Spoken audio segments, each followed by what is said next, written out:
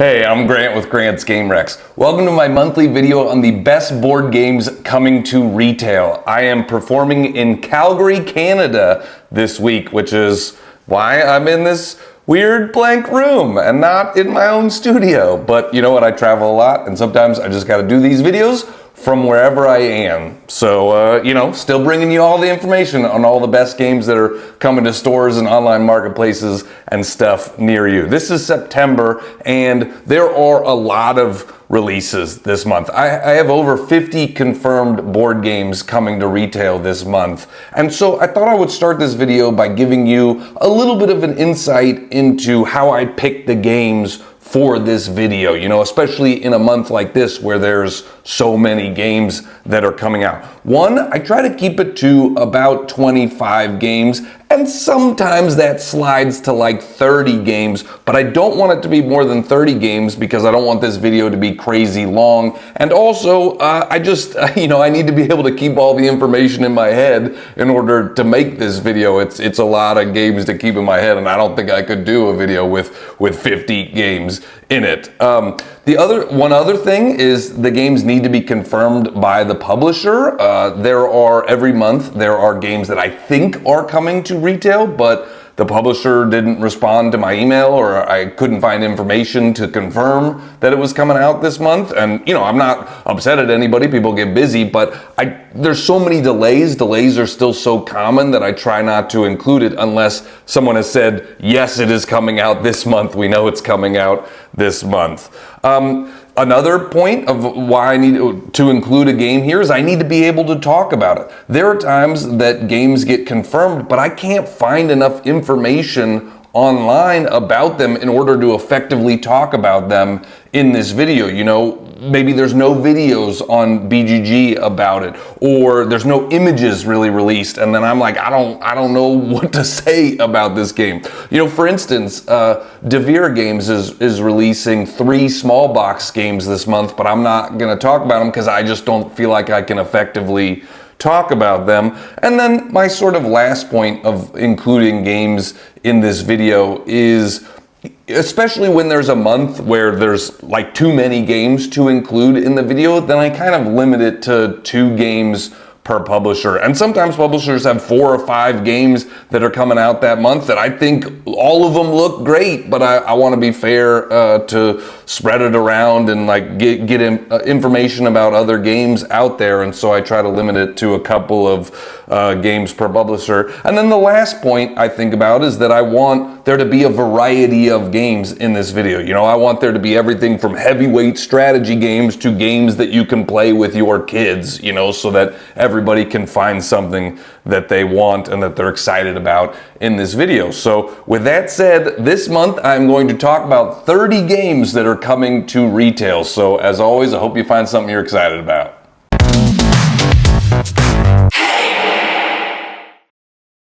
First up this month is Grand Central Skyport from 25th Century Games. This plays 2 to 4 players in 30 to 60 minutes, and it is a medium weight game.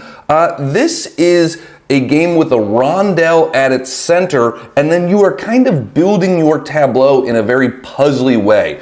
You are operating one of the largest airship skyports in the world, and so you're attracting these different airships to your tableau, and you're trying to get them next to particular colors. You want to move things around in your tableau so that you're stacking up yellows, and the yellows are next to a yellow skyport that's going to score you points for it, because if the yellow's over here and it's not next to the yellow skyport, it's not going to score you any points.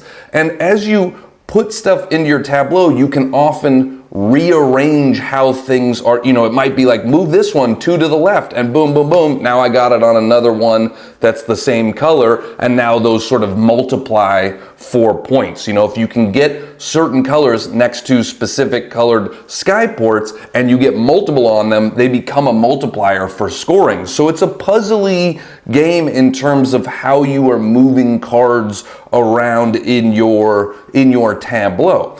The cards that you place will also get you movement around the rondel, and so that's how you're attracting more airships and more skyports and stuff. You're moving around the rondel and getting cards that you need. You're also getting tycoons, and those tycoons will get you special abilities and just, you know, things that you can do that sort of change the game for you and give you cool ways to sort of manipulate your tableau or score more points, that sort of thing. So you want to draft the right skyport, the right tycoons for your skyports to you know, get you more scoring and more abilities throughout the game. So yeah, if you like you know, puzzly stuff, the art's really great in the game too. I love the look of it. It's Andrew Bosley art, and so I'm a fan of that.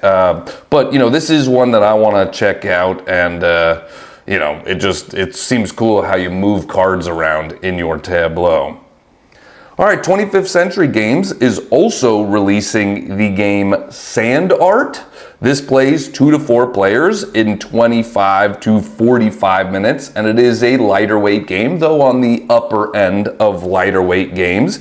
This is a roll and write game, though you're not actually rolling. It's in that sort of genre of roll and write games, but you're not actually rolling dice. It's a pretty unique and write game in that there is a row of cards and you are moving this hand symbol to the right and to the left on these cards, and when you move it to the right, you have to flip it over, and now the next turn you have to move it to the left, and that sort of thing. And you land on cards, and those will get you sand that you can use to fill up, you know, your little sort of jar of sand. If you know sand art, you know, it's a pretty thing where there's different colored sands and you're filling this little sort of bottle, and it looks really pretty at the end of it, and that's what this game is.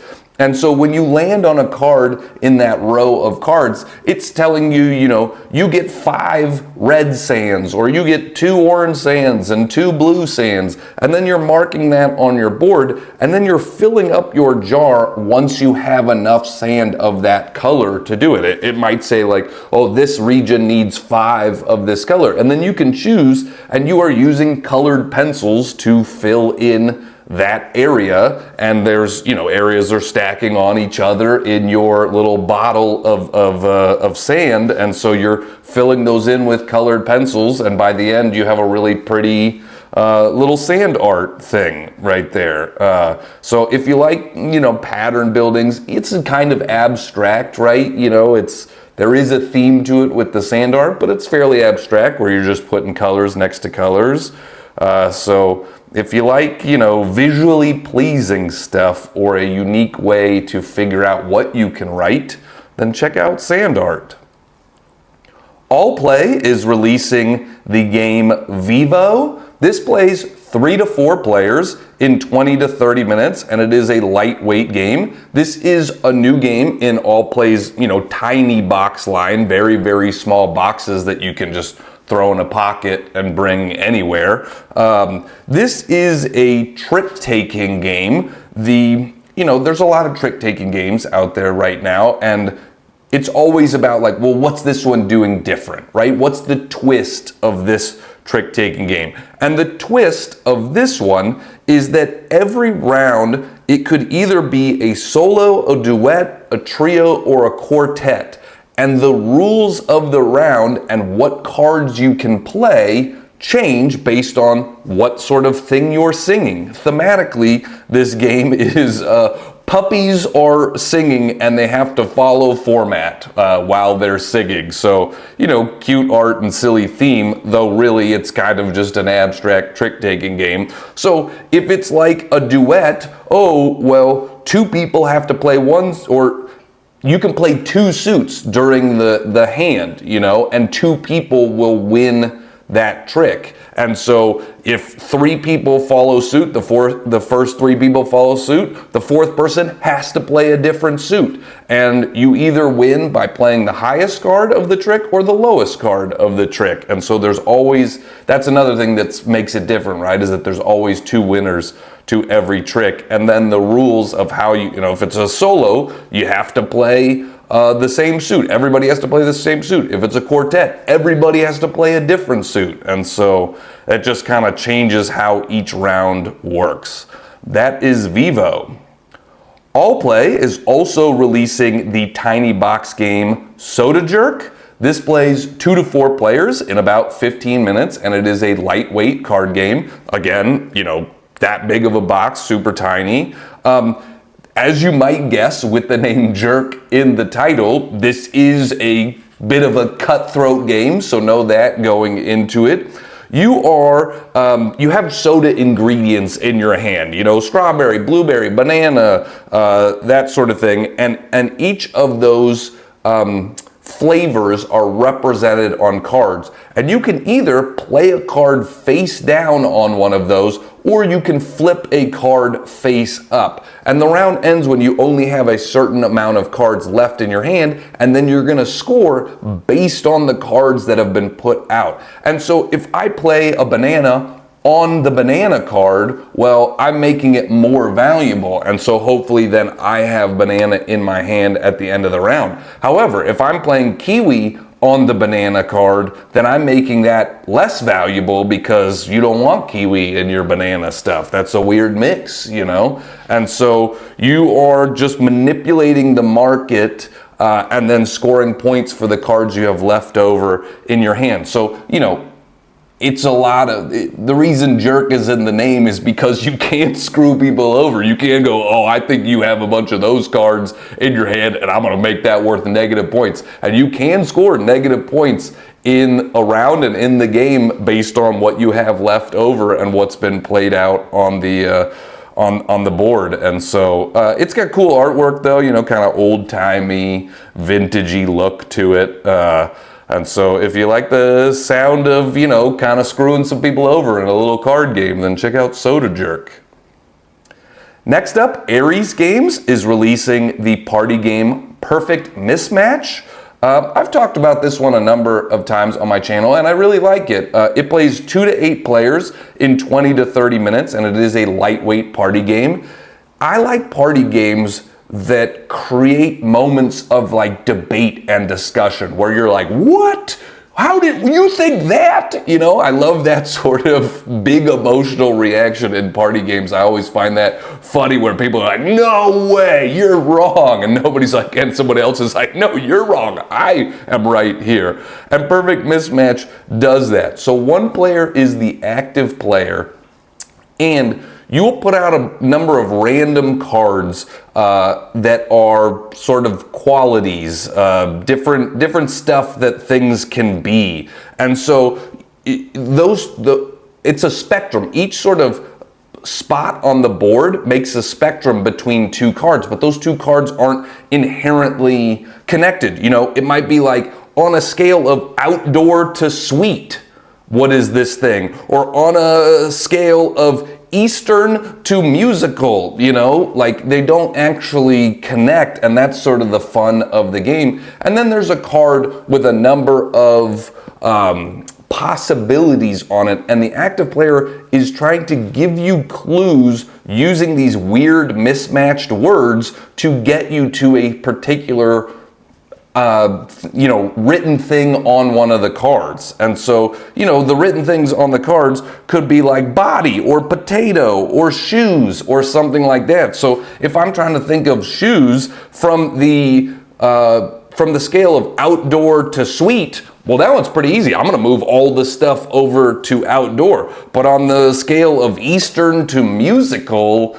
shoes are, I don't know, maybe both? Like I would split it there. And so I'm going down and sliding these things back and forth to give you clues to go, it's more this, it's less this, it's multiple of the, it doesn't really have to do with either of these 2 things. And then everybody's going to try to guess which thing on a card you are pointing them to. And that's where the arguments come in at the end of the round, where you're like, what?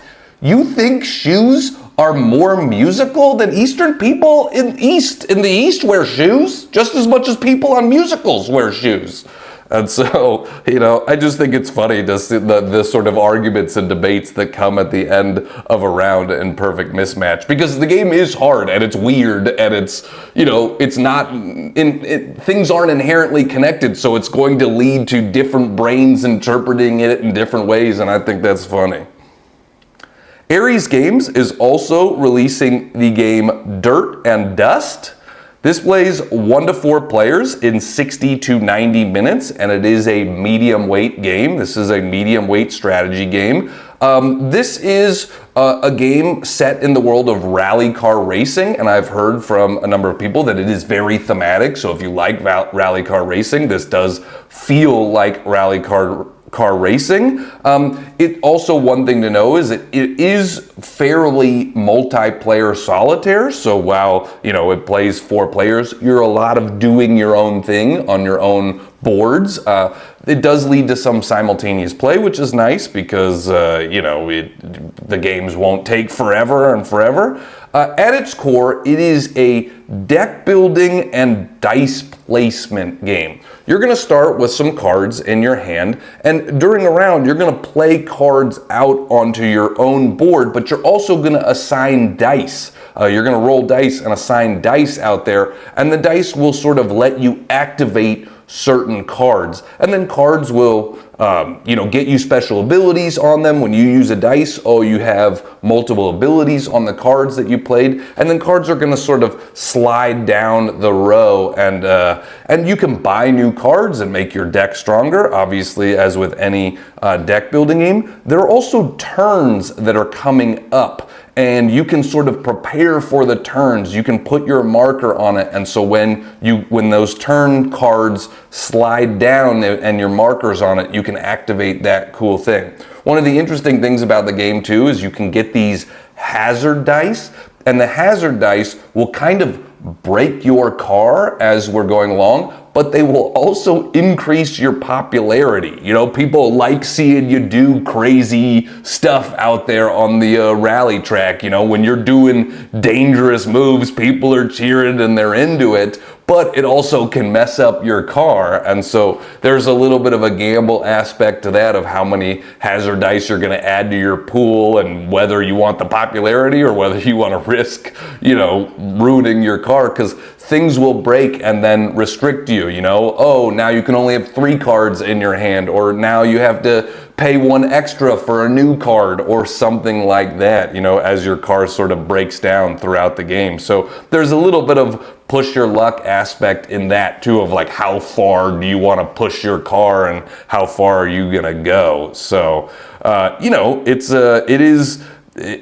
a strategic deck building game, but with a lot of theme to it, and so that is one of the reasons to check it out if you like rally car racing. Asmodee, in association with Matago, is releasing the Peak Team. This plays 1 to 5 players in 60 minutes, and it is a, you know, on the edge of lightweight to medium weight game. This is a cooperative game, so if you're looking for a cooperative game, then here you go. It's also a game of limited communication, so you know that going into it as well. Thematically, you are coordinating with other rangers in order to safeguard animals in an animal park. You're moving around the board and trying to, you know, help different animals, different species that are in the wildlife park. One of the interesting points of the game, one of the things that makes it different, is you're using a reverse drafting mechanic, is what they call it. So you get cards and you have to give away those cards. You don't get to keep the cards yourself. So, you know, I'm not making a decision on what to draft. I'm making a decision on what to give other people, and the various cards are going to help you move along certain paths. They're going to have different movement, and you know, I might need a card that has a green path here, or a black path here, or a brown path here, you know, and so I'm looking at where people are on the board and going, okay, I think they'll be able to use this card. I think they really need this card. And then you're going to have goals too on your board. Each player is going to have a couple of slots for goals, like sort of missions, you know, that you have to go out and accomplish. I need to get to this spot on the board and observe this animal, or I need to get to this spot on the board. And so we're also giving those to each other and just moving around the board and trying to accomplish things, little sort of objectives and missions as the game goes on. And you know, there is one of the nice things is there's a sort of tiered level system in the game, so you can increase the game in difficulty as you want. You can increase the complexity as sessions progress, as you move into new sort of sessions of the game. And so yeah, it's a cool cooperative game.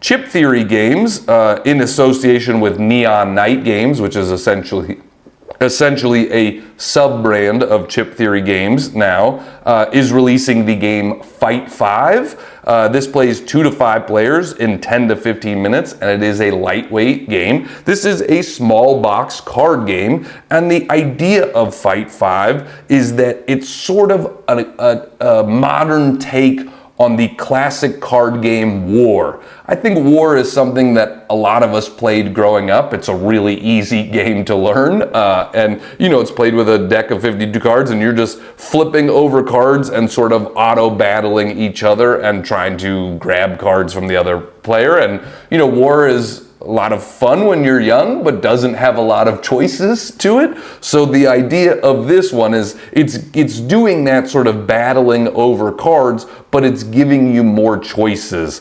You are going to have sort of 5 things you are fighting over, and in a 2-player game that's just a row of cards, and in a 3-player game there's kind of a spoke that comes out from a middle card. In a 5-player game there's a bunch of spokes that come out, so you're kind of always fighting against the player to your right or left, and you're fighting over different cards in the row. You'll have cards in your hand and you can choose what to play down on each one, and you're sort of playing cards face down, and then everybody's flipping cards over, and whoever played the highest card gets that card in the middle. It's sort of like a lane battler, but with multiple lanes going on at the same time, and so then you claim that card in the middle.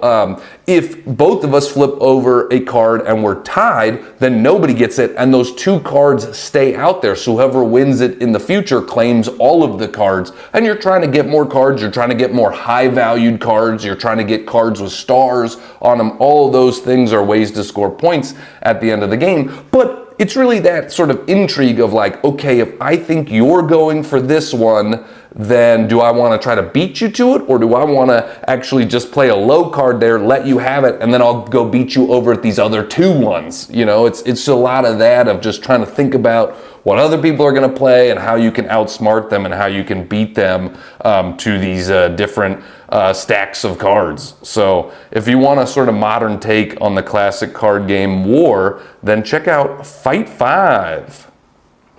Crowd Games is releasing Innsmouth Travel Guide. This plays 1 to 4 players in 30 to 40 minutes, and it is, you know, probably on the edge of lightweight to medium weight game as well. This is also a roll and write game, but the writing aspect of it is you are building a route. And so it's a roll and write game. You're rolling dice, you're writing stuff, but the what you're writing is route building, so it's also kind of a path route building game. Thematically, you are leading a tour through the cursed streets of Innsmouth. And so there's kind of a fun push your luck aspect to the game, is that you can take tourists, you can build your tour to go by, you know, various haunted landmarks, but there are cultists and deep ones that are in the shadows that are ready to steal the people that are on your turn. So the more you expose your group to dangers, the more points you could get, but also, you know, you might lose. If you keep losing people off of your tour, that's bad. And so it's how risky do you want to be when you're building your tour? Are you going to go past a lot of bad guys, or are you going to sort of play it safe and just kind of peek around corners at bad guys? And so I think that's a cool, aspect. I like that sort of risk-reward aspect of the game. And, there are artifacts you can get, and there's hidden tourists, and the shifting threat system that adds tension to the game. One of the things that's different about this one than other games set in the sort of this world is there are 5 playable characters in this, and each one comes with unique abilities and scoring bonuses, and so you can either set out one of these characters and everybody plays as the one character, or you can give each player their own character, and so there's a little bit of asymmetry to the game. So yeah, that's Innsmouth Travel Guide. Devere Games, in association with Pero Loco Games, is releasing Phoenix New Horizon. This plays 1 to 4 players in 60 to 120 minutes, and it's a medium plus weight game, I would call it. This game came out at Essen last year, and Devere is bringing it to America to retail now. I have heard there were a lot of people last year I saw some European content creators say this was like one of the biggest surprises of the convention. They love this game. Some people put it on their top 10 list of last year, and we're finally having access to it here in America. So this is one I really want to play just based on some of the things I've seen other content creators say about it. It is a Euro-style game. Thematically, there's a new dawn of humanity, and you are tasked with the mission of recolonizing Earth and building things up. It is a worker placement game, but it has a very unique worker placement aspect to it. Essentially, workers are going to go out, and get you abilities and resources like a normal worker placement game, but it's almost like a tech tree for your workers, and you can upgrade workers along specific paths, but then you are sort of committed to that path. But as you go up this tree, you're going to get better and better stuff. And you have multiple workers, and you can put them in different places, but you're sort of specializing in different things based on the tracks that you have picked with your workers and how you're upgrading them and where you're upgrading them. And a lot of times, when you're here, there's a branching path, and now I got to make a decision of, do I want to put my worker over here or my worker over here and get those abilities. So that seems like a unique way to do worker placement. There's also more player interaction in this game than some Euros, which I like. I like games with player interaction in them. And so, you are sort of building things out on the board. You're building regenerators, but if you're going to spots where people already have things, you're giving them help as well. And so, you are interacting with other people with how you are building stuff on the central board and how you're sort of, obviously we're rebuilding Earth here, and so there's a lot of, regenerators will generate new habitats to facilitate this resurgence of life and the reclamation of the Earth. And so, but I think the unique worker placement aspect of the game is what's really going to sort of draw people to Phoenix New Horizons. So yeah, that one's finally coming out here in America. Next up, Floodgate Games is releasing Squirrel Away. This plays 3 to 6 players in 20 to 30 minutes, and it is a lightweight party game. This is the first game I've played that uses sleight of hand. This is one I have played a few times, and I think it's really fun. It's very silly, so know that going in, and it's definitely not for everybody. It's a set collection game where you are playing out a card face down, claiming what's on that card, and then grabbing a bunch of jewels from the middle of the table. And you could be telling the truth about what's on the card, you could be telling the truth about what's in your hand, or you could be lying about either of those things, and everyone else has to call you out on whether you're lying or not. If you're right and someone calls you out, you get extra gems, and if you're wrong, you have to put stuff back. But there's a lot of being like, wait, what does your card say? As you're doing that, you're grabbing something with your other hand and stuff like that. You know, you can do things like that. Or, you know, I did something where I grabbed a bunch and I was like, oh, I've grabbed one too many. Let me put this back. And it's all about the mind games of sort of what you're grabbing and what you're collecting. And I think it's really fun. You know, thematically it makes sense too. You're squirrels trying to get these various different acorns to prepare and sort of squirrel away. But yeah, it's really about that sort of social aspect of like, I don't think you have 3 red ones in your hand right now. You're lying. And then they're like, oh, look, I got 3 red ones. And you're like, no. You know, it's full of all sort of those big emotional moments like that. And it's fun to use sleight of hand in a game.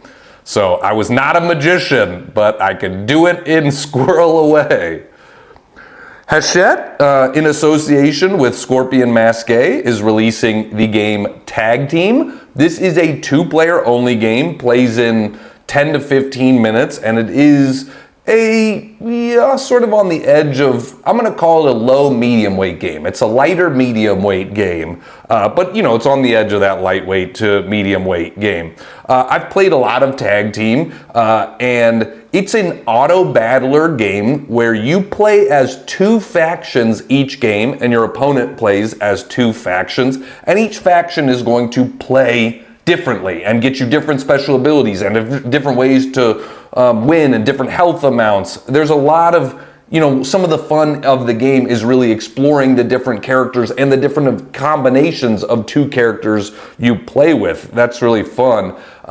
And you are getting cards from a deck. You're shuffling each character, each faction has its own deck, and you're shuffling your 2 ones together, drawing them, and then placing them in your sort of deck of cards, your active deck of cards. And then you're just flipping over, and your opponent's flipping over, and you're doing stuff to each other. You're hitting each other, you're defending against each other, you're charging up your power, you're activating special abilities, you're just doing a lot of different things. But some of the fun of the game is you don't get to, when you get a new card to add to your deck, you don't get to shuffle your deck at all. You have to add that new card in somewhere, which can certainly change the order of how things are coming out. And so you're doing a lot of thinking about like, okay, what's the other person going to do? You know, I had this card too early and I didn't get to hit them with it because they defended. But what if I put this card on top and now this attack card is hitting a different card for them, not their defensive card? And so you're just trying to think about how people are arranging their deck and how you can outsmart them. And again, there's a lot of different characters and factions in the deck, so there's a lot of replayability in terms of figuring out which ones you like and different combos and exploring that. If you want a 2-player game, I definitely recommend Tag Team. Hachette, in association with Grrr Games, is releasing Strange World Above the Clouds. This plays 1 to 4 players in 10 to 20 minutes, and it is a lightweight card game. It is a card drafting tableau building game. Each round, you are drafting 3 cards, and then you are playing them one by one orthogonally adjacent to cards that are sort of previously in your play area. And the game will end when everybody has played has a 4 by 4 area of cards. You're trying to play them out. And you are playing cards next to other cards for the symbols, you know, the combinations of symbols. You're building portals by getting portals next to each other. But if you play a card in a spot that it can't be played in, like for instance, if one card has 2 portals attached to it, that can't happen. So then cards get flipped down and become these world eaters, which are bad for you. And so there's a lot of restrictions in sort of how you can play stuff. You don't want 2 water cards next to each other. Oh no, someone has passed me these cards, so I can only draft one of those, and now I'm going to get screwed and I'm going to get a world eater in my tableau. And so, you know, you're drafting cards, but you're also trying to give people cards that don't work for them as well in the game, you know, and those restrictions sort of create the strategy and the fun of the game. And so yeah, if you want like a lightweight card game, tableau building game, then check out Strange World Above the Clouds. Happy Camper is releasing the game The Four Doors. This plays 1 to 5 players in 30 minutes, and it is a lightweight game. It is a cooperative game. It was designed by Matt Leacock, who's famous for a lot of different cooperative games. And I know that Happy Camper kind of wanted this to feel like a Matt Leacock cooperative game, but in a shorter playtime and in a smaller box. That's the whole idea. You know, it's kind of like Pandemic, but boiled down to 30-minute gameplay. That was the sort of idea behind The Four Doors. You are using your pawn, moving sort of up and down this grid of cards, playing cards from your hand to sort of reduce the threat. If you ever get 4 like shadows on this one door, then they're gonna start pushing the door closed, and you do not wanna have the doors closed. You wanna sort of gain these relics before the door closes so that you can light up this lighthouse and sort of dispel all of the shadows. And so you need to play, if the purple has 3 shadows, well, I need to play a purple card with a lantern on it to dispel one of those shadows, because if it ever gets 4 shadows on one side, we're gonna lose that door, and that's bad. And so, you're just moving around, playing cards, and trying to gain these relics and beat the shadows in this cooperative game. So if you want a smaller box cooperative game, then check out The Four Doors. Hot Banana Games is releasing the game Moon Bunny. This plays 1 to 4 players in 30 to 60 minutes, and it is a medium weight game, though on the lower end of medium weight games.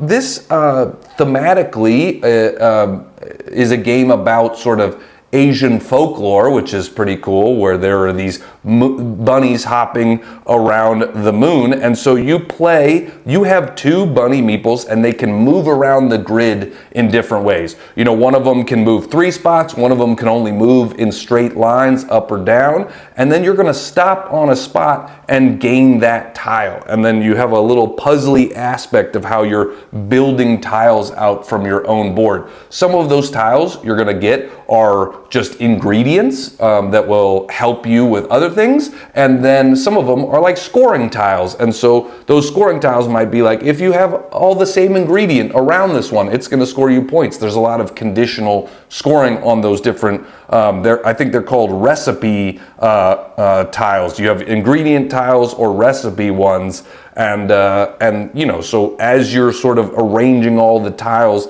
in your own personal grid, you're getting points in different ways. Some of the recipe tiles just get you like a straight 6 points, but a lot of them are conditional, where you need certain things around it, or you're scoring for stuff in this column or this row or things like that. So and the game ends when the recipe stack is empty. So it's just a puzzly game, moving around the grid, getting the things you want and placing them in the most beneficial ways for yourself to score points. So Moon Bunny, there you go.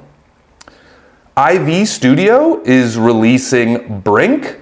Brink plays 2 to 5 players in 60 to 150 minutes, and it is a medium weight game, though maybe medium plus weight game. I think IV Studios does a great job with strategy games that still have a lot of player interaction. So I like a lot of their games a lot. This is a worker placement exploration game, but there is a lot of player interaction in the game because you have 3 workers. They're represented by different size spaceships. So when you go out, the small worker gets you one thing, the medium worker can get placed between 2 hex tiles and get you 2 things, your large worker can go at the center of 3 things and get you a bunch of stuff, and you can also add out new tiles onto the board. But each of those tiles that you're going to has cubes on them. And some of those cubes are cubes that you can keep yourself, that you sort of add behind your player screen, but but some of the cubes are cubes you literally have to give away. If the cubes are sort of outlined with a white border, those are not cubes for you to keep. You take them and then immediately you negotiate with people around the table. And so, you know, it's like, hey, I really need a green cube right now. I'll give you 2 of these purples if you give me 1 green. And so there's a lot of negotiation in the game as well. You know, one of the things that I like is you know, in some negotiation games, it can get really bogged down where like nobody's making deals and all this sort of stuff and just, you know, it doesn't work. I do feel like this one works because, you know, if I don't give away these cubes, I lose them. They're just gone. And so everybody's incentivized to make a deal that's sort of mutually beneficial. Everybody's incentivized because it's like, okay, I can just toss these cubes back into the supply, which kind of sucks for everybody. Somebody give me what I want, then you're gonna get some cool stuff out of it, you know? And so I feel like that the negotiation doesn't get bogged down in this game. If you like space games, you know, this is sort of set in their world of Moonrakers, and so there's cool space art and different stuff like that. So this has been one of my sort of favorite IV games. I like the worker placement aspect of it too, with the different size workers, and so there's, you know, there's also some consideration of each worker gets you power in an area, and whoever has the most power in a certain color is going to score points for that round and stuff. So, you know, do you want to place out your big worker at the beginning and just commit to it, or you're holding it back until the last one you're placing that round? There's just interesting choices like that. Kess is releasing the game Tamagotchi Collections. This plays 2 to 4 players in 30 to 60 minutes, and it is a lightweight strategy game though, like a lightweight strategy game. Plays 8+, so, you know, I'm a child of the 90s, so I remember Tamagotchis. They were these little sort of digital pets that you had to take care of, and they could literally die on you if you didn't feed and help them and stuff. So, you know, if you wanted to teach kids some responsibility, Tamagotchis were good for that. This is obviously, you know, set in that same sort of universe. Players are collecting as many quirky Tamagotchi pets as possible to win. You're going to roll some dice. Those dice are going to allow you to get various cards and Tamagotchis from particular rows. But then it's a lot about sort of keeping your Tamagotchis happy. You need to feed them. You need to do stuff. You need to care for them as they're in front of you. One of the funny things of the game is the Tamagotchis poop, and your poop track is going to go up, and you want to not get overwhelmed by poop. Just like in real life, you do not want to be overwhelmed by poop. In Tamagotchi Collections, you also don't want to be overwhelmed by poop. That is one of the things that can sort of hurt you, that can be bad for you in the game. If you're not managing that enough, it will hurt you during the game. So I think that one is fun. And, you know, there's this sort of the push and pull of like, well, I need Tamagotchis to score points, but I also don't want to try to manage too many of them at one time, because then I'll get overwhelmed, and I need to be able to manage them and sort of keep them happy, you know, by feeding them and taking care of them. So, you know, if you were also a child of the 90s, check out Tamagotchi Collections. Mazaza Games is releasing the game Kavango. I try to mention when any of these games are going into big box stores. So this one's actually going right into Barnes & Noble. So if you want to check it out, then head to Barnes & Noble. Plays 1 to 5 players in 40 to 60 minutes, and it is a medium weight game. You know, thematically, this game is about building and protecting your nature reserve in southern Africa. And I'll take a minute just to tell a little bit of the story of the game, because it's a nice personal touch. The designers of the game actually worked in Africa, in the Botswana region, and, you know, were there for 3 years while they were combating the illegal wildlife trade. And so a lot of passion has gone into this project, and a lot of real life scenarios and situations and science has gone into this game as well. This is meant to mimic real life conservation efforts. For instance, the conservation experts in the game are designed to represent the different stakeholders that are important to making conservation a success and are inspired by real people that they met while working in Africa. So I think that's cool, and I think you can see the passion really come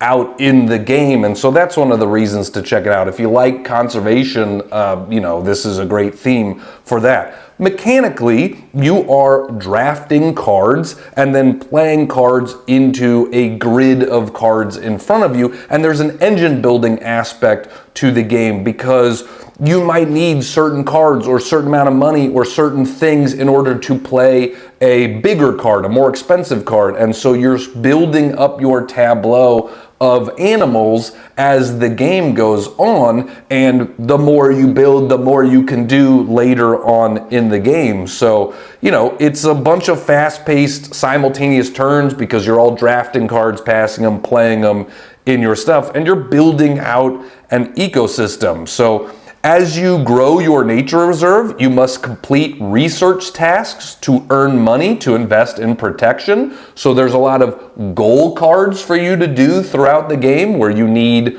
a certain set of things in the game in order to accomplish this goal. And, you're trying to do those throughout the game to get more money, to be able to do more things. And again, it's all that sort of engine building aspect of it. So, but thematically, and if you want sort of real life conservation in a game sort of stuff, that's one of the reasons to check out Kavango. Kavango? I don't know. Moon Saga Games is releasing the game Parks and Potions. This plays 1 to 5 players in 15 to 30 minutes, and it is a lightweight strategy game. Parks and Potions, a player is going to roll some dice, and then everybody is activating, I think you're rolling 4 dice, and then each player can take 2 of the ingredients represented. Those are all different potions that are on the dice, and so what I'm taking isn't affecting what anybody else is taking, so we can take the same stuff, we can take 2 things on the dice. One of the main aspects of the game is the resource management of it. You could only hold 6 resources at a time, which is actually very little in this game because you're going to roll the dice multiple times and collect ingredients multiple times, and so you run out of space very quickly. You can turn ingredients in to sort of get these animal cards. Different animal cards are going to require, this one requires a blue and a yellow, and this requires 3 purples, whatever it might be. That's one of the ways to get rid of the stuff. But the interesting aspect of the game is there's a lot of potion combinings to build other potions. I can use these 2 things, I can smash them together, and now I've made this other color, and now instead of 2 things in my inventory, I have 1 thing in my inventory that I'm going to use on a card. So there's a lot of combining and brewing potions in order to manage your resources and also to get the resources that you need in order to fulfill cards. So I think that's where the sort of unique aspect of this game comes in, is that managing your resources and turning things into other things. There's a lot of combining, I need this type and this type, or I need any of this shape and this shape to make this other shape, that sort of thing. So the artwork's really cool in it too, so if you want a pretty game, a smaller box pretty game, then check out Parks and Potions. Next up, Moose Games is releasing Menagerie, Unlock the Wonders of a Miniature World. This is also coming to Barnes & Noble, so if you want to check it out, head to Barnes & Noble. Plays 1 to 4 players in 30 to 60 minutes, and it is a lightweight strategy game. I actually made some content for this one a month ago or so, and I think it's a really good introduction to strategy games. It looks really cool. Visually, the game looks really interesting, and so I think that will draw people in. And it's very easy to learn, but it has some real choices to it. You could play it with an 8-year-old or someone that's very new two games.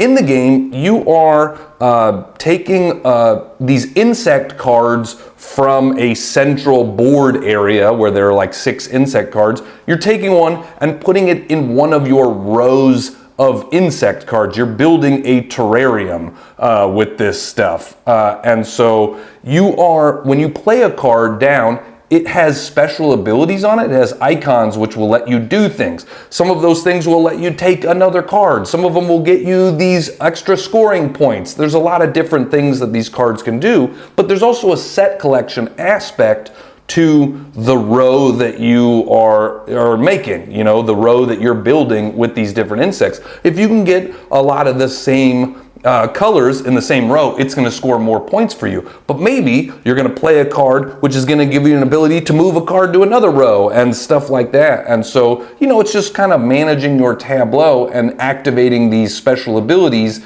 at the right time in the right ways, but nothing's that overwhelming or hard to learn, and it plays pretty quickly. So yeah, it's a good introduction to strategy games, I think, Menagerie. Moose Games is also releasing the game Cownado. This one's going right to Walmart, so if you want to check it out, go to Walmart. This is a 2-player only game, and it's a real toy game. This is one that is going to be a huge hit with young kids, I imagine. So if you're looking for something to play with your young kid, then check out Cownado. You know, visually it looks really cool, and you are kind of bopping this storm around, and if you bop it in your direction enough, the cow will pop out of the top and you score a point. And so if you know games like Loop and Louie, or, you know, it's a tetherball style game, really is what it is, where you're just smacking this thing around and it's very kinetic and physical. So if you're looking for something like that for young kids, then check out Cownado. Open Owl Studios is releasing the game Storyfold Wildwoods. This is a solo-only game, so if you're looking for a solo game, this is a one-player only game, plays in 30 to 60 minutes, and it is a medium-weight game. This is a narrative storytelling game, so if you want a lot of story in your solo games, that is a reason to play this one. It is a campaign, and each campaign is made up of, you know, some scenes, and those scenes make up a chapter, and multiple chapters make up a campaign. And you are playing as this young girl named Luma and her bear companion, Brahm, and you are setting out to heal the forest from dark and mysterious shadows. And the choices that you make are going to affect how the story moves forward and affect what narratively happens during the game. And so, you know, she has to confront her fears as the chapters go on. There is the way the game works is it has a dashboard that will progress, and then these storybooks, but they call it a replayable campaign because you're not destroying anything. You can make different choices on this dashboard and replay it again and find different outcomes and different story points if you want to. So yeah, if you want a narrative game, if you're heavy on narrative, then check out Storyfold Wildwoods. Paverson Games is releasing the game Luthier. This plays 1 to 4 players in 90 to 150 minutes, and it is a heavyweight game. This is a big box strategy game. Thematically, it is about crafting musical instruments for patrons, and so you're not the musician yourself, you're the sort of luthier that is building the violins and building various different musical instruments. Mechanically, it is a worker placement game with a hidden bidding aspect to it. Your workers have various numbers on the other side of them, and when you go out to a worker placement spot, you're playing your worker face down, and so other people don't know, did you go there with your 1? Did you go there with your 5? Like, do I need to go there? But you also don't want to overpay for stuff. I don't want to use my best worker on something that nobody else is going for. And so there's a lot of, you know, thinking about what other people are doing with their worker placement, which I like. It adds more player interaction to the worker placement game. And so, you know, and then beyond that, as with any heavyweight game, there's a lot of stuff going on. You're having to manage resources to craft various musical instruments. You're also courting historic patrons through an ever-changing personal tableau of actions and bonuses. You are improving skills across multiple tracks in the game, unlocking specialized worker abilities and bonuses. Again, a lot going on. As with any heavyweight game, I'm only giving you like a high-level overview here. Luthier has been a highly anticipated game for a while, so I imagine if you are interested in the game, you probably have already heard about it some, but it's finally available. If you did not back their campaign, if you did not, you know, if you haven't already received your sort of Kickstarter box, then you can get it in retail here now, so that's exciting. Rock, Stone, and Dice Games is releasing the game Gems of Iridescia. This plays 1 to 4 players in 60 to 90 minutes, and it is a medium weight game. Gems of Iridescia is a worker placement game, but it's not just like placing your workers out on the board and calling them back. You're essentially placing workers and then moving them up the board. And so you can never move down, you can only move side to side or up with your worker, and you're going to reveal a couple of face down tiles, and those tiles will get you a gem of a particular type and color. So you're going to be gaining these gems. You have a limited amount of space to hold gems, so one of the interesting aspects of the game is you're always going to get one, but you can roll dice to try to get multiple other gems of that color. When a dice is low, there are dice sort of representing every color of gem, and when it's low, you roll 2 dice. As long as you roll higher than that number, then you're going to gain those gems. So if a dice is at 2, you're like, yeah, I'll roll 2 dice. I'll try to get higher than 2, you know. That doesn't seem that hard. And then you can also sell those gems for coins, and coins are going to help you with getting cards and getting special abilities and getting other things that you need. You want coins in the game, but do you sell gems when the dice value of the gem is low, or do you wait until it gets higher, right? Because every time one of those gems is collected, it ticks up. And so I might want to wait until it gets to 5, and now I'm going to sell 2 gems of that color and get 10 coins for it. But also, you need gems to fulfill these other cards. You know, there is that sort of recipe fulfillment aspect of the game where that's going to be one of the ways that you get points, is spending gems that cards need. You know, this card needs 2 green ones and a purple one, and then you get points out of that. But that market manipulation of like getting more gems, selling them at the right point, things are going to crash, things are going to be low. Do I want to try to gamble? This one's already at 5. I could roll a dice and see if I get a 5 or a 6 to get an extra gem of those, and I could sell it right away for a lot of coins, but I might not roll that high. You know, I like that sort of fluctuating market aspect of the game. It makes it feel different than other worker placement games out there, and that's one of the reasons to check it out for sure. Smirk and Dagger Games is releasing A Place for All of My Books, or All My Books. This plays 1 to 4 players in 40 to 60 minutes, and it is a medium weight strategy game, but on the low end of medium weight, sort of a welcoming strategy game, if you will. This is a one that had a big campaign as well, a big Kickstarter or some crowdfunding campaign. So if you didn't back the crowdfunding campaign, you can get the game now, here in September. A Place for All My Books is a puzzly game with a very adorable theme. You are sort of moving stacks of books around in your house, and the ways that you move books around are going to help you accomplish little projects. You're just trying to do some little projects around the house. And when you finish some of these cards, you can take the admire action and admire the little projects that you've done. But everything you're doing around your central board, every action that you're taking, is helping charge up your social battery.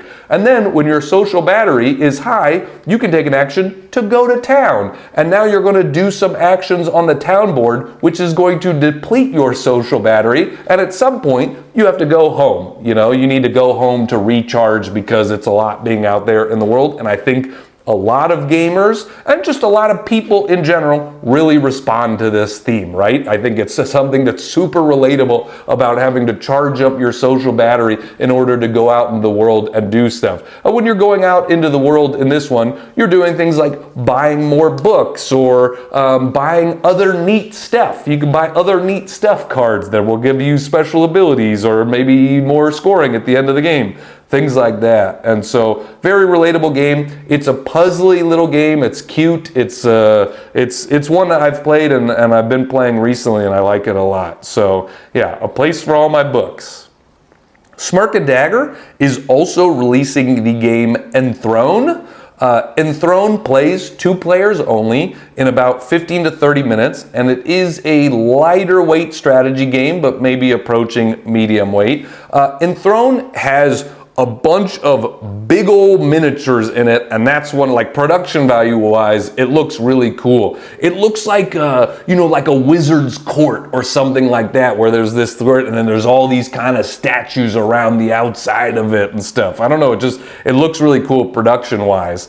It is an abstract game that plays pretty quickly. This is one that I had a chance to play at some conventions earlier, and it's definitely one of those games where you're like, again, let's play it again. Like, I want to play it again. Like, you want to play it multiple times in a row. But you're going to have you're going to have 3 cards to start, and that gives you one of the 3 characters. You're going to pick one of those, and then that's going to be your character. But you have a little bit of information because you know 2 things that your opponent is not. And there's multiple ways to win the game. You can win by getting your character to the center space on the board. You can also win by eliminating your opponent's character, or you can also win by eliminating multiple other characters that you want eliminated. And so you are like, if I move a character, if I move it towards the center, my opponent's thinking like, are they moving it to the center because that's the character they care about? Or are they moving that to the center because that's one of the characters they want eliminated and they're trying to get me to eliminate it right now? Or maybe it's just a total fake out completely and they don't care about that character at all and they're just trying to throw me off the scent. You know, there's just a lot of intrigue on like, why are you moving that? What are you doing right now? How do I outsmart you? And I've really liked it for that reason. You know, it's just a game full of like intrigue and fakes and feints and stuff. So yeah, it's and the production value is really cool on Enthrone for sure. Stonemaier Games is releasing Vantage. This one came out last month to a lot of people on their website and things like that, but it's actually hitting friendly local game stores this month of September. And so, you know, Vantage, it plays 1 to 6 players in 120 to 180 minutes, and it is a medium weight game. I think it is fair to say that Vantage over the last month has been fairly divisive. I have talked to people that absolutely love the game, and I've talked to people that do not care for it. And it doesn't seem like there's a lot of opinions in between from the people I've talked to, which I find very interesting. It is a open sandbox adventure game. And when I say like open sandbox, I mean truly open sandbox. You are going to get dropped into various different parts of the world and you're kind of doing your own thing and you're exploring and you don't even know what your goals are until you've done some exploring. And then as you gain some cards, you might gain, sort of goals and objectives and things like that, but you're just kind of wandering around out there and finding cool stuff and exploring stuff, which means, one, it is a game that's very replayable, right? Because every time you play it, your adventure is going to be different. The things you're exploring are going to be different. The cards you're seeing are going to be different. And it also means it's not a campaign game, which is nice. You know, it's not like the story is going to add, every time you play this, you're going to have a different story and explore different things, which, you know, I have trouble getting campaign games to the table. And so this is a little bit, you know, easier to get to the table in that you don't have to play with the same people that know the story every time. So,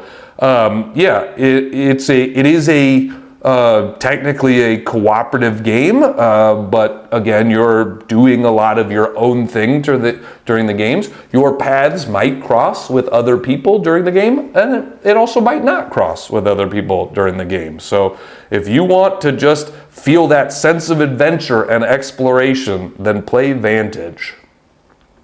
The Op is releasing the game Tea Witches. This plays 2 to 4 players in 60 to 120 minutes, and it is a medium weight game. I feel like this one has also been a fairly highly anticipated game of this year, partly because it's from the same designer and artist that did Flamecraft, which is very popular. Thematically, you are serving witches during the Tequinox Fair, and you're trying to have the best, you're trying to see if your tea reigns supreme. You want the best tea house and stuff. And so there is a fun sort of engine buildy aspect to the game. You're doing worker placement stuff. You're putting your teapup out onto one of the regions of the board, and then you're gaining tea into your teapup, and then you're also taking the action of the region that you placed in. And those actions are a lot of like upgrading stuff. You can get ways to store more tea on your player board. You can get new cards. You can get sort of advanced tea witches. You can get them into your area, and then you're trying to get the right tea to serve various witches with your tea. There's also a push your luck aspect to the game, which is interesting. At the start of every round, you're flipping out witches from your deck, but if you ever get the same type of witch, you bust, and the more you have, the more options that you have to serve various people, but also you're pushing your luck and you don't want to bust as you go out there. And so it looks really cool. Visually, the game looks really awesome for sure. You know, I like this sort of, one of the interesting aspects of the game, if you have tea on your board, you can use it to serve one person, but if you have tea in your teapup, it's sort of a magical teapup, and it can serve that type of tea to all of the people that you're serving. So I got 3 witches that need a pink tea on them. Well, I'm getting a pink in that teapup because that can qualify as the pink for all 3 of these different witches, you know? So there's a lot of different stuff going on. If you like worker placement games, or if you like visually interesting games, then that's for sure a reason to play Tea Witches. I had a chance to go down to the Ops offices recently and play some games, and I played about half a game of Tea Witches, and I can tell you, I'm itching to play it again. I want to play a full game of Tea Witches for sure. I was having a great game. And then, you know, we had to stop for various other things, and I was like, man, I feel like I was going to win this. I feel like I had a real shot, and now I'm never going to win it again. That's how it's going to go. I'm never going to get a chance to win Tea Witches again because I had to stop my game of it. The Op is also releasing Fountains. This plays 1 to 5 players in 30 to 45 minutes, and it is a medium weight game, though at the lower end of medium weight. This is another sort of visually very interesting game. You are moving pawns around a central rondel, and when you land on a space, you're going to gain a fountain feature, like a fountain tile from that to be able to put into your fountain. And you're building out your fountain, and so you can build up on multiple levels, you can build out. It's really cool. There's a lot of different shapes of stuff that you can put out there, and so, you know, by the end of the game, you have this really cool looking fountain. You know, that's one of the fun aspects of the game, is we've all built fountains in different ways. There's also a very puzzly aspect to it, and an aspect of like, what are you going for to score? Like, if you can get lily pads adjacent to each other, then when lily pads score, you're gonna score a bunch of different points. If you can split pools and add multiple pools, whoever has the most pools in their fountain is going to score a bunch of points. But if you create pools that aren't like serviced by a pump, like by a fountain in your fountain, then you're going to create some scum, and you don't want a scummy fountain out there, because then that's not going to score you points. So there's a lot of interesting puzzly aspects into how you're building your fountain, and visually it looks really cool. So if you like puzzly games, kind of abstract puzzly games, I think Fountains is really great. It's a fun game for sure. Thunderworks Games is releasing the game Fliptoons. This plays 1 to 4 players in about 30 minutes, and it is a lighter weight game. I have talked about Fliptoons a lot. This is going to challenge for my top 10 game of the year, and also a challenge for, my top small box game of the year. I've played this game probably more than any other game I've played this year. You know what I mean? I've played it probably 30 times or something like that. It is a deck building game, but it has a interesting aspect to the deck building, because every round you're going to shuffle your entire deck, and then you're going to flip out cards in a 2x3 grid, and certain cards are going to score you points based on where they come out in your grid. Like the sheep will get you 1 point no matter where, but it'll get you a bonus 4 points if it comes out in one of the middle slots. And so there's a real strategy to the deck building of the game, but there's also just these fun, exciting moments where you're like, yes, I got that where I needed it to go. Yeah, boom, boom, boom. And so it's figuring out the combos, and just, I like that sort of, those emotional aspects in a strategy game. It is a small box game. The art is really cool as well. I love Fliptoons a lot. I really recommend it. So that was 30 games coming to retail here in the month of September. So also, I want to say, I've been bringing it up. I've been doing this Green Team Wins live show at the Comedy Store in Los Angeles, and it's been going super well. And so I appreciate those that are coming out to it. Our next night of that is Sunday, November 2nd. And so I feel like this has a real potential to be a cool show that gets some hype and stuff like that. And so it's really fun. It's really interactive. It's memorable. It's different every time the show happens. And so if you find yourself in Southern California, please come to Green Team Wins at the Comedy Store. So thank you so much. I appreciate you liking and subscribing and sharing these videos and all that sort of stuff. I think you can probably tell how much work goes into this, and so it's very nice that people are enjoying these videos. So thank you so much. I'm Grant with Grant's Game Rex.